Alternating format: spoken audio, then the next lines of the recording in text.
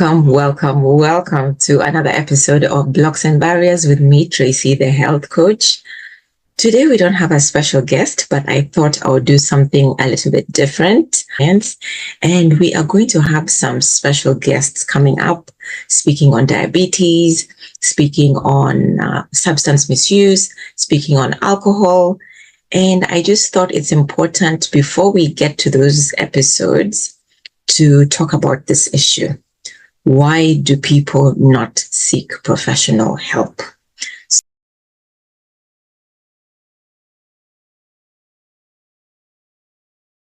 So I'd love for you to get a pen, paper, or your tablet, your laptop, whatever it is that you usually use to take notes, because you're going to want to take notes.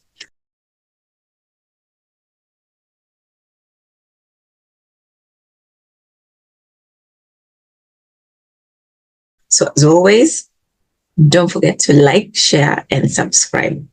So why do people not seek professional help?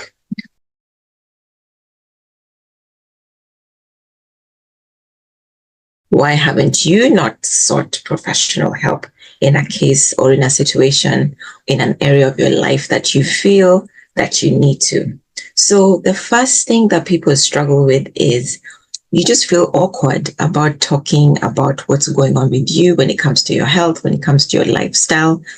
Perhaps maybe you find it awkward because maybe you're already in the healthcare profession. And so you may find, how am I going to share that as a healthcare professional? I'm struggling with tiredness, I'm struggling with stress, I'm struggling with sleep.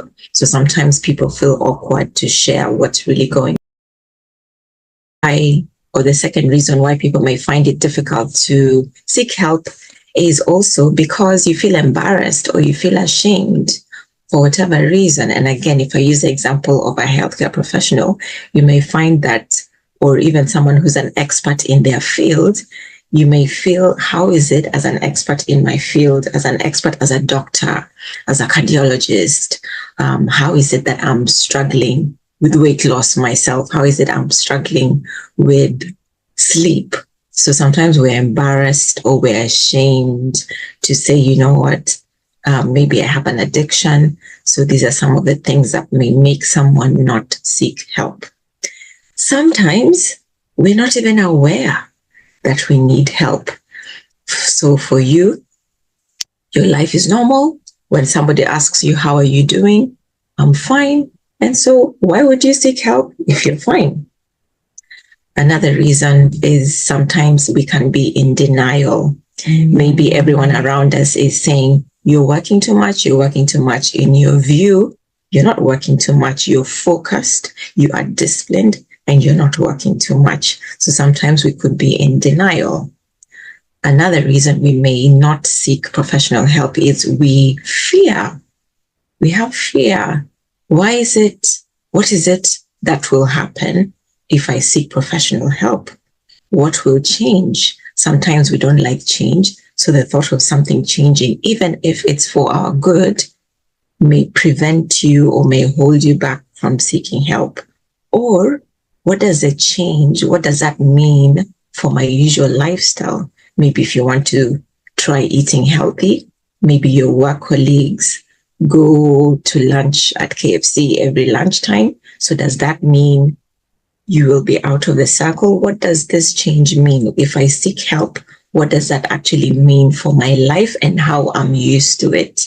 So sometimes fear is preventing you from seeking help. Another reason is we struggle to be vulnerable.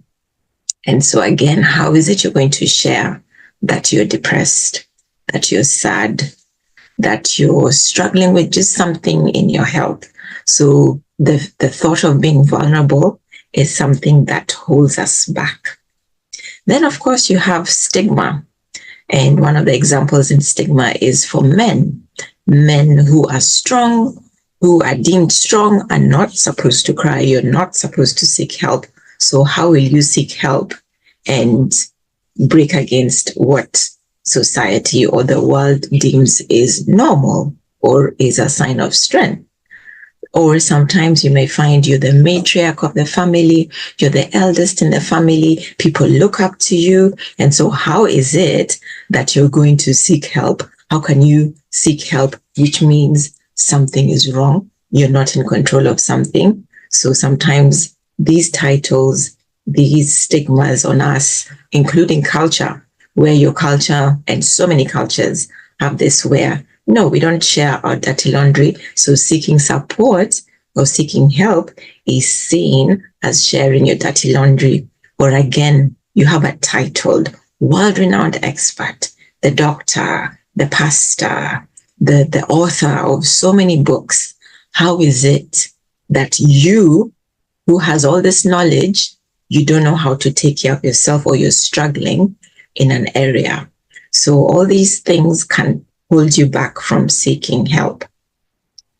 The next thing is sometimes we feel unworthy or deserving of seeking help. We feel there are other people with much worse problems than ourselves. So how dare we seek help? Or sometimes we don't want to be a bother. I don't want to bother my doctor. My doctor is too busy. They're doing too important things that I can't possibly share with them what's going on with me. So we feel we're a bother. We feel we're undeserving. We feel we're unworthy. I hope you're writing all these things down, because sometimes you may find it's maybe a few of these elements which are playing into why you don't seek help yourself. Another reason is we are used to being in control. So if we are seeking help, that means I'm not in the lead anymore and I need to be in the lead. So you're used to being in control, you're used to taking charge. And so working with someone looks like I won't be in charge, I won't be in the lead. And so you don't seek help. On that note, sometimes you're used to doing things for yourself. You're used to being independent. You've always done things for yourself. And so why would you then seek help? I can do everything by myself. And sometimes it's just because of you're just used to doing things for others. And so somebody doing something for you is so foreign, is so alien. And so you don't seek help because of your independence. Another reason is sometimes you don't know who to ask. I recently did a survey and I was so pleased, very pleased to hear that so many people know what a health coach does. But not everyone knows that a health coach is someone who can help you with discipline, who can help you with healthy habits so that you're consistent in making changes to your health and to your lifestyle. So you can be thinking, you know what, I need to lose weight, but I'm struggling. And so sometimes you feel you need something more. So who do you get this more from? Who do you ask? So sometimes you don't know who to ask. And so you don't seek support or help. Then another reason is you know who to ask, but you're finding it difficult to find them. And I know in the different groups and spaces I'm in, the one that popularly comes up is people looking for therapists, marriage therapists or marriage counselors. They've tried a few, they haven't worked well together for some reason, and so they're looking for someone. And so in looking for someone, that work that's involved, sometimes you feel that's just too much work, I can't be bothered. So then you don't seek help, even though you know what help you need and you've tried it before, but you're just looking for someone who will match what you need and also match your personality and understand your values. So sometimes finding help is difficult when you know exactly what it is that you need. Another reason people may struggle or may not seek help, some people may be unwilling or reluctant to pay for help. Sometimes it could be you're used to the system here in the UK where you have the NHS, where you don't pay for services upfront. It's deducted from your salary, so you don't feel like you're paying. And so if you then seek somebody's help and you find out there's a charge, there's a cost to it, you're not willing to pay for your own reasons. Or sometimes you are willing to pay, but you find you're in a place where it's difficult to pay for anything extra at the moment. We're living in an era of cost of living crisis. And so you're prioritizing the essentials. And so paying for something extra like help for yourself, even though you know it's an investment to yourself, it can be difficult. And this is why some people may not seek help. Another reason you may not seek help is maybe you've had a previous bad experience and it's left you not wanting to try again. For many of us who are in ethnic minorities, you may have experienced discrimination, and you know sometimes the system may not have changed at all. So you're discouraged from wanting to seek help. So this can be a real reason. But sometimes in your area, in your city, in your country, in your region, that help is just not available. So your hands are tied. Or sometimes you know that service is available in your area, but you're ambivalent. You say to yourself, I'll seek help, but you don't actually seek it. So you're ambivalent. Your actions are showing the opposite of what your mind or what you're saying. So you're ambivalent, and then this is why you may not seek help. Or sometimes we're used to quick fixes, or we want a quick fix. So you're not going to seek help. So whether it's surgery, or sometimes you found some pills on the internet and they claim that you will lose weight in 30 days. And so you want to try that first, or you've been advised by your auntie or somebody in your family, try these herbs. They'll help you to lose weight. They'll help you to sleep better. They'll reduce your stress levels. And yes, some do, but if it doesn't do the trick, what happens next? Do you seek help, or do you seek another quick fix? So sometimes people are used to quick fixes, or they want a quick fix, and so they won't actually seek the help from one where they know it will be a process and you may need time and other things like that. Or sometimes you may find you don't want help for whatever reason. You just don't want help, whether you're aware that you need help, for whatever reason, you just don't want help. And this can be a tricky one for the people around you, because if they see you're someone who's just working all the time, you're not resting, you don't have energy, you literally look drained, and you don't have life, you're not meeting people as you used to, it can be difficult for them. And the difficulty continues in that if you decide you don't want help, they can't do anything for you. So it can be difficult for the people around you, but at the end of it, it comes down to you and what you want. So if you don't want help, then you don't want help.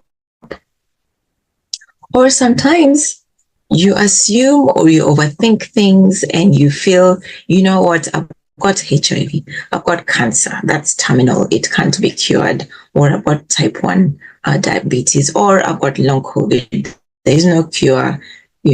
So you feel, surely if it's not curable, then no one can help me. So you assume there's no help for you, and so you don't seek help. So from the different things I've mentioned, or the ones that you've thought of on your own, I'll ask you again, what prevents you from seeking professional help? The good news is there is a solution for each of those challenges that hold us back from seeking help. So if you find it awkward to talk about your problems or your struggles, the trick is to find a comfortable space where you can share freely about what's going on with your life in a way that makes you comfortable. Many professionals like myself will do what's called a discovery call. In that discovery call, it's a consultation process where I hear what's going on with you. And in that conversation, in that interaction, you can gauge whether this would be comfortable space for you where you can feel free. And in that interaction, that's where you can also see, will I be received with empathy? Will I be received with no judgment? So if you are feeling embarrassed or ashamed, then you can gauge how you'll be treated. And if that's a safe space for you, or you can explore some of these options by having consultation calls or discovery calls with different professionals. Then, as human beings, regardless of your title, regardless of your position, regardless of your success, every human being goes through difficulties, goes through challenges. And so whether you're a doctor, whether you're a world-renowned expert, whether you're a pastor, everyone goes through difficulties. And so it is important to have compassion for yourself, because besides that title, you are a human being. So sometimes we need to have compassion for ourselves. Part of the human experience. It's not to say, as a doctor, you should never have any disease, or as a pastor who is preaching about faith, that you're not someone who can struggle with stress or even depression. So just have compassion for yourself, regardless of your title, regardless of the success that you have, regardless of the respect that you get from your community or from the people around you. And in the case where you're not aware of how exactly your health is, then there are different tools out there which can help you to determine if what you're calling normal is actually healthy. So a lot of people will say, I'm fine. But when the tools, or use some of the tools that show you or help you identify exactly how your health is doing, you'll find actually there's some places I can work on. So example, someone may come to me and say, Tracy, I'm trying to lose weight. I'm doing everything I can. Having one meal a day. I'm not saying that's right or wrong. I'm having one meal a day, but I'm just not losing it. So one of the tools I have is a food and mood diary. So in that food and mood diary, we look at the food you're eating and mood you're eating it at.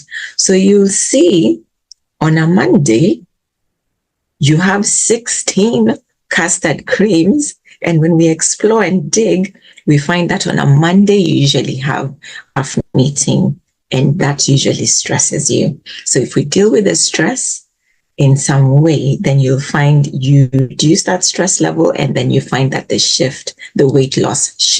weight shifts. So sometimes you may feel, I'm actually fine.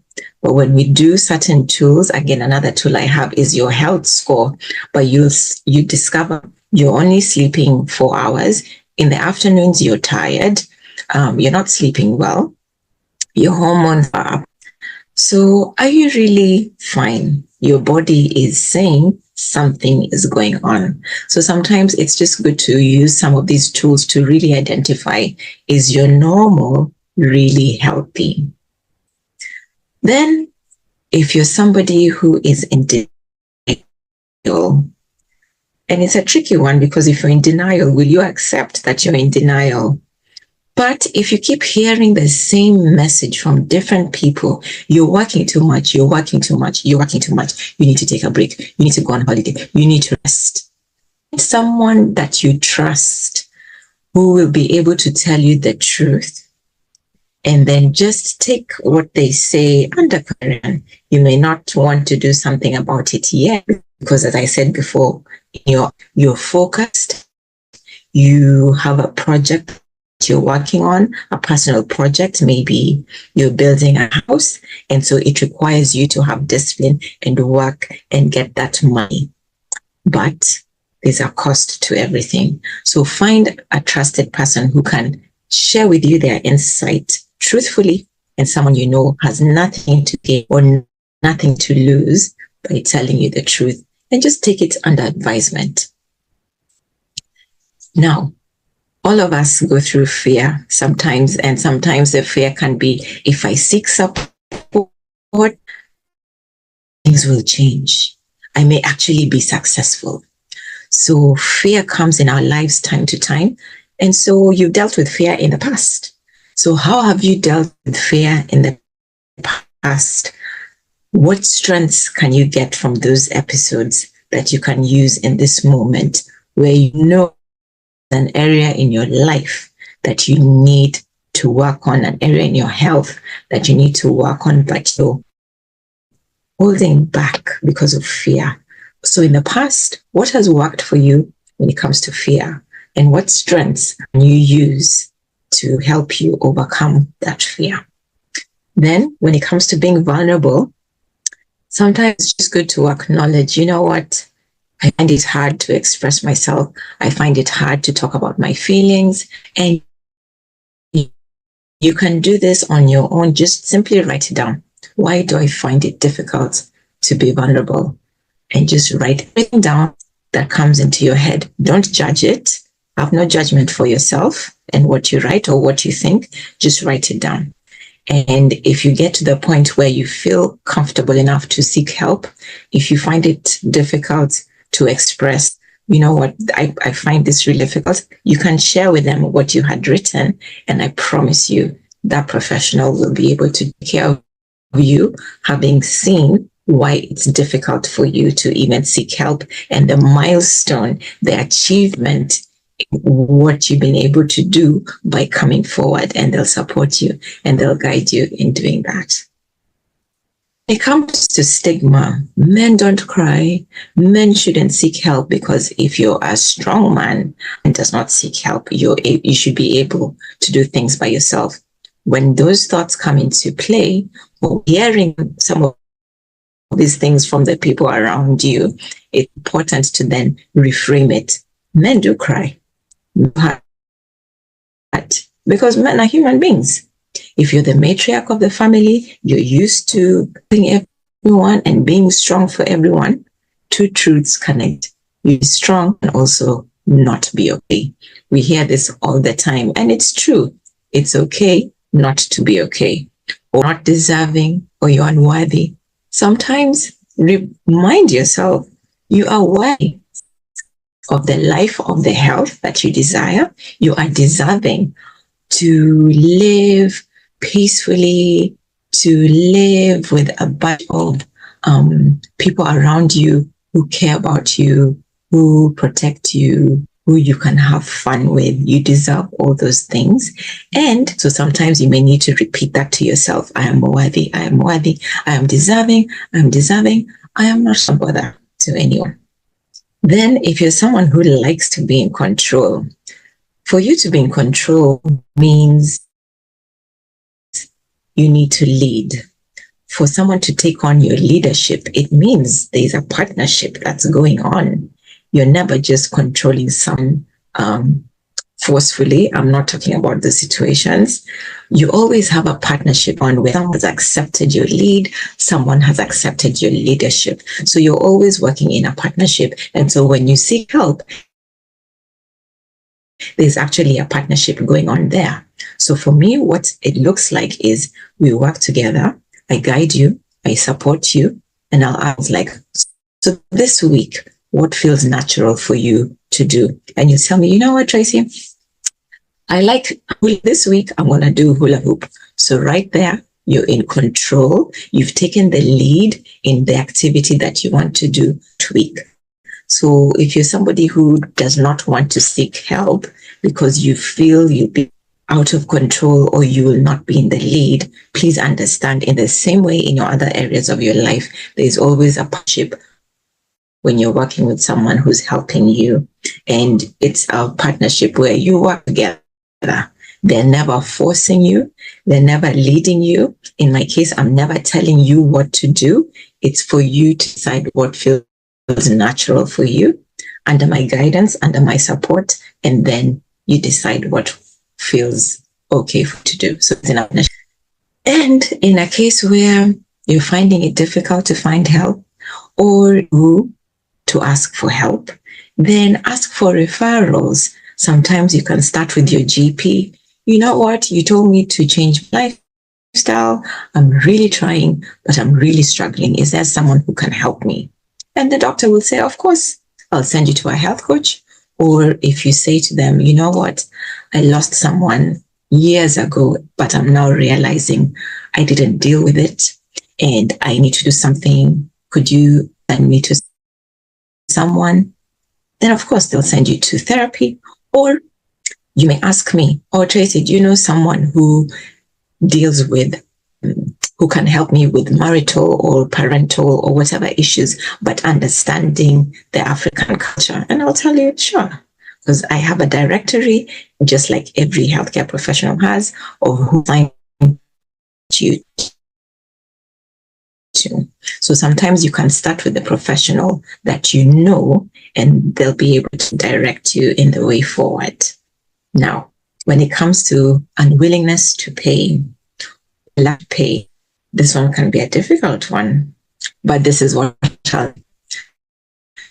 So think of water. Water exists naturally. At the end of the month, wherever you live, you have a water bill that you have to pay for. So water is life. We cannot live without water, but you pay for it.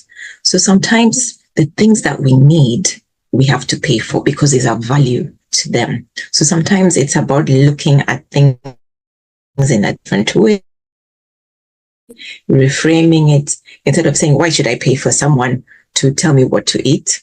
But you can look at it that I need help in being consistent. I need help with healthy habits. I need help with discipline. So then it's not just someone helping you to eat healthy. So sometimes we just need to think of things in a different way.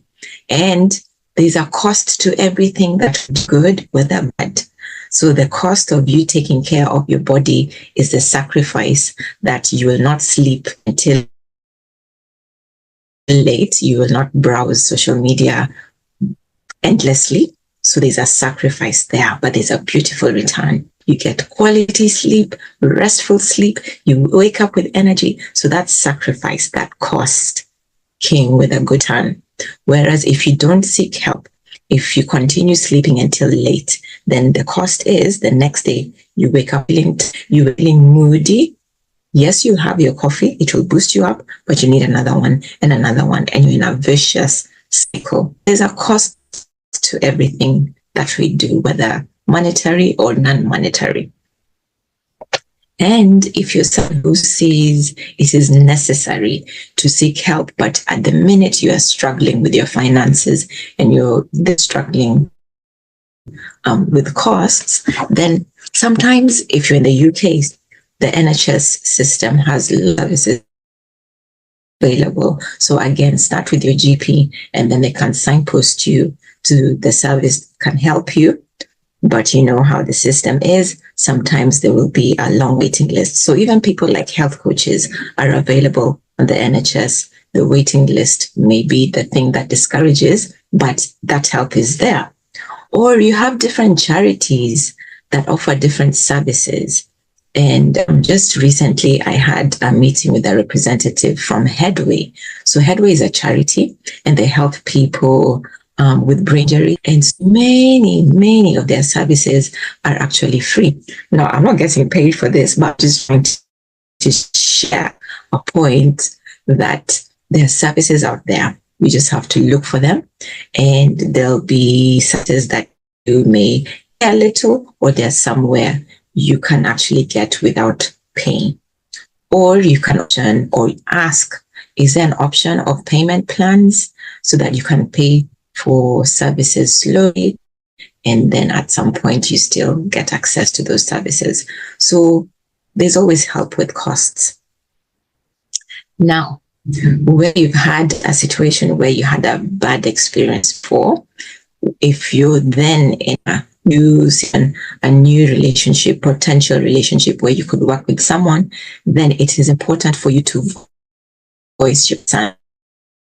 Say to them, you know what? I value time and I want my time to be respected. The previous person I worked with, they would cancel with no notice. They would be late. I don't appreciate that. When you say it that way from the beginning, there's nothing wrong with that. your boundaries must be respected. So it's important to share your boundaries from the beginning, and then that professional will honor and respect your boundaries. And there are always signs when a relationship is going maybe not sour or before the red flags come up. There are always signs to your intuition. It will always tell you, and it will always guide you, and always speak up. So voice your concerns. Now, if you're aware the particular help you need is not available, what are the alternatives? Sometimes you can ask or inquire from the particular place where that service is available. Okay, your services are not available in my area. But if I was to look for an alternative service that was close to what you offer, what should I be looking for? So ask them, is there a waiting list I could join if you do come to my area? Or what does that mean for you? Does that mean you need to move to that particular place to get that service? So just explore the different options to see what can you do with what's available in your area. Is there something close or similar? Now, where you're ambivalent, where your actions are saying one thing and your speech is saying a different thing. You say, I want to seek help, but you've not done the research to find out what help is available in your area. You found out what the help available is in your area is. You found out what help anyway. You found out what help you need, but you haven't made the appointment. You haven't made the call. So sometimes challenge yourself. Why am I not making an appointment? And again, write it down with no judgment. I don't have time. I can't be bothered. Why can't you not be bothered? And continue to explore. Or sometimes you'll find, you know what? I like my lifestyle the way it is. I don't want to change my lifestyle. You're onto something. And sometimes it is good to identify the positives of your life as it is, and then the negatives of your life as it is. So you may say, I don't want to sleep early. I don't want to be a homebody. I enjoy going out on a Friday, Saturday, Sunday. I enjoy drinking with my friends. We always have a laugh. We always have a good time. I don't see myself changing that lifestyle.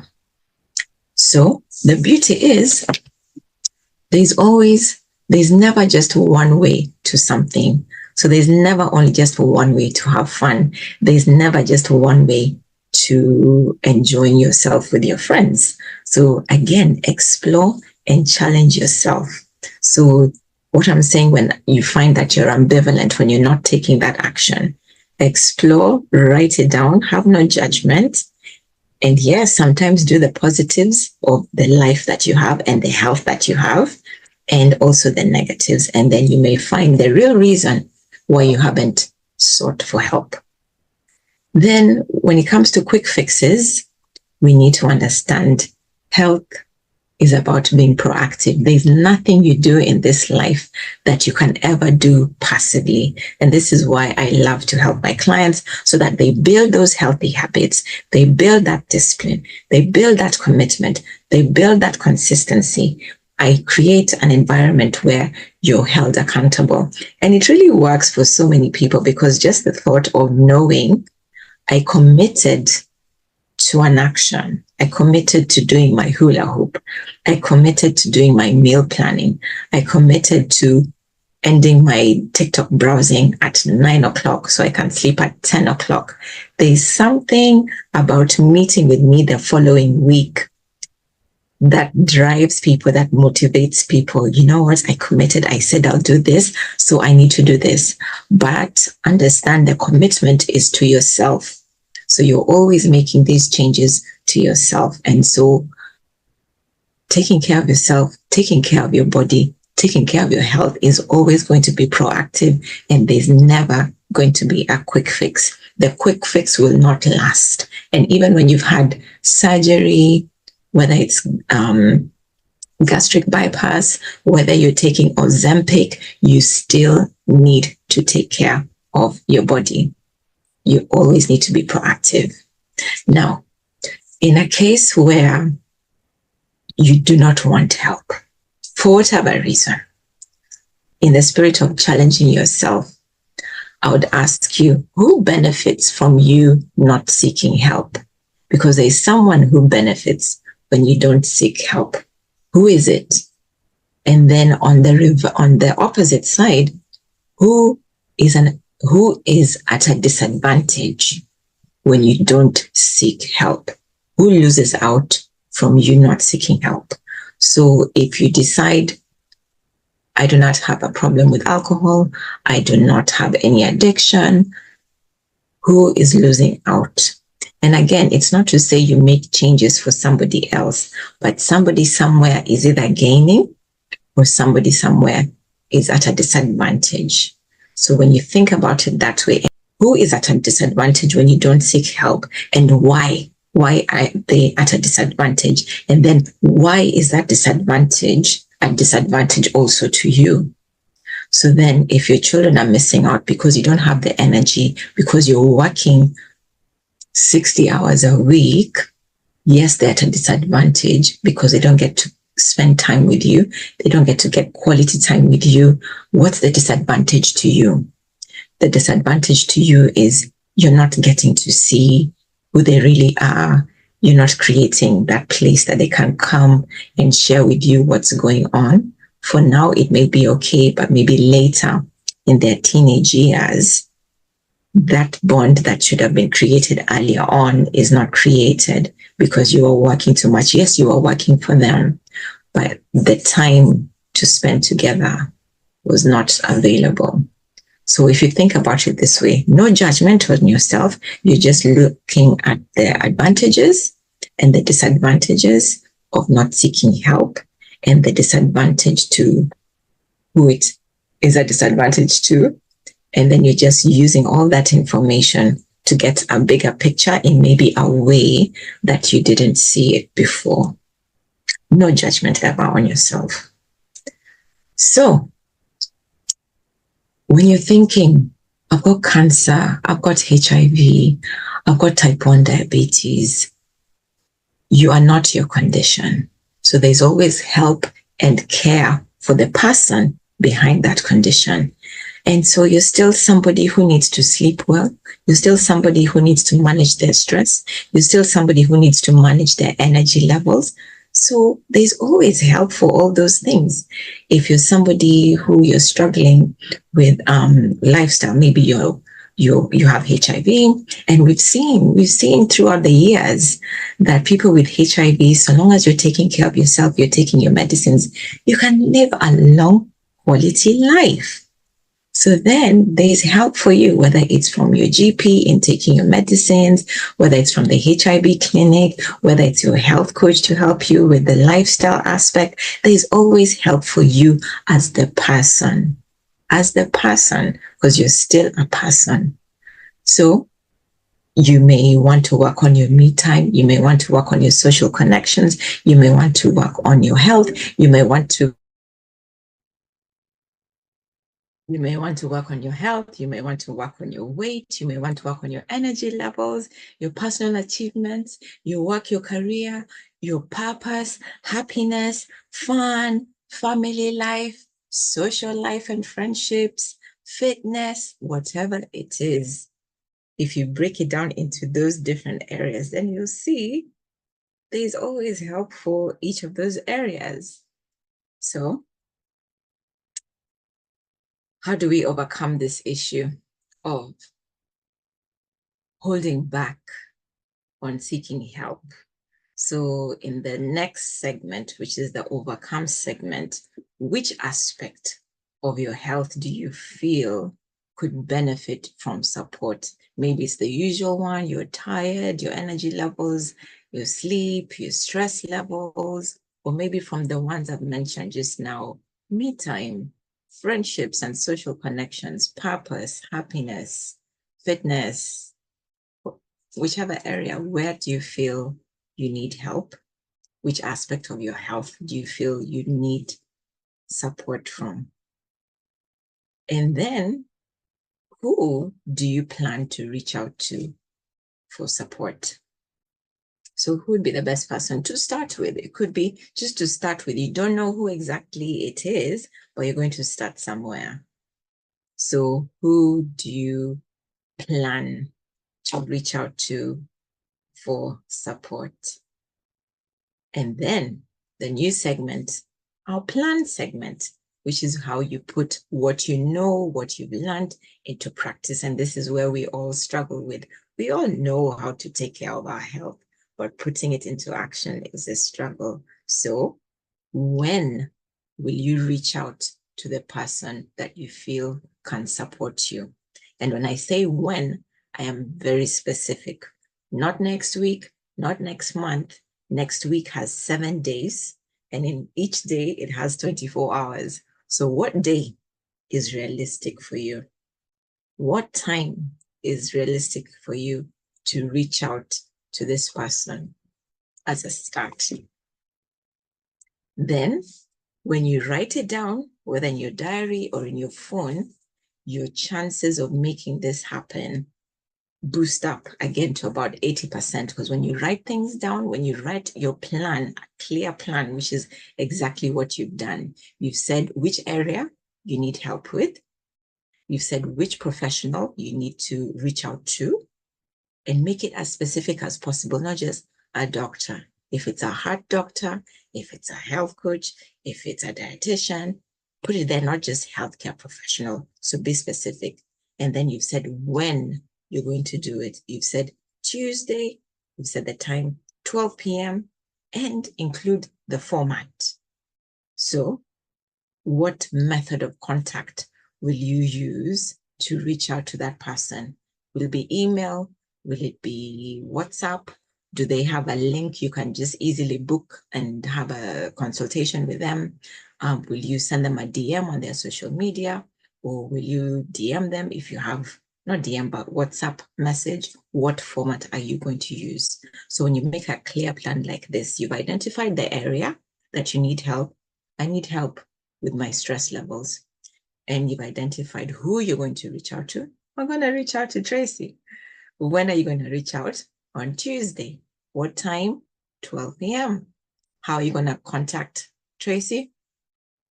I'm just going to use that link, book a time when we can chat, because that works for you. Or if you want to send an email, all my details are at the bottom of the description on the YouTube description.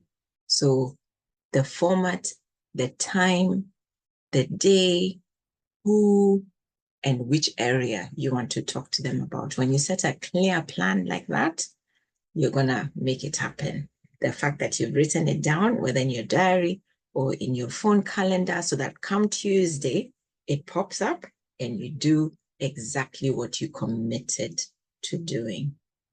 So I hope this has been helpful, and please make use of it in anything you do, especially in creating a plan. Always create a specific, measurable, achievable, realistic, time-bound, exciting, and rewarding plan, and you will definitely get what you're looking for.